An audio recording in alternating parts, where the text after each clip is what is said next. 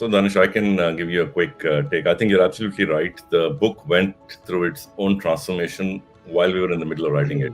So it was a living example of how to be agile, how to be nimble, and of course have an open mind. And it wasn't so easy to junk a lot of the work that we had already done. We were actually almost ready to publish. We had the first manuscript done. So I think we had to redo a lot of the work. But important realization was that everything we were talking about in the book pre-COVID was really happening in front of our eyes. So we had to pivot the book and actually include the examples from how this was the big accelerant. Policy. I think everyone has to realize we are not going back to the way it was before the pandemic. Everything that happened during the pandemic, work from home, e-learning, e-commerce, the reliance of Zoom, what we're doing now, telemedicine, you name it. All of these are going to stay. They're not going away. They were successful. There's successful ways of dealing with the crisis.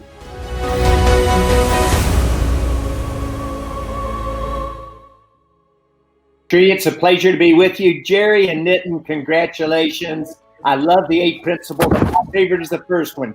Challenge your own models and stay ahead. Journey is one that you're as much a product of your setbacks as you are your successes. The reason that I liked your first principle so much is you've got to disrupt yourself before somebody else disrupts you. Now, I am so excited about the book for the following reasons. You saved me a lot of time because you really wrote something that would have taken 8 books. Every one of the 8 principles is a book itself. And I wasn't going to do that. When I saw it was all in one small book, I said, thank you very much. It's very important that every company look at not just the chapter that interests them, because these chapters are interrelated.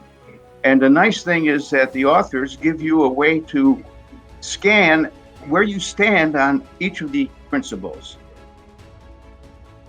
Looked the world around us and everything was changing so rapidly, and then along came this crisis that became really a tipping point, so to speak. So the idea really was to share some best practices, our experiences, our opinion, and effectively create a learning mechanism that we could share with others. And writing a book seemed to be the best thing to do, so I'm so glad we got it done.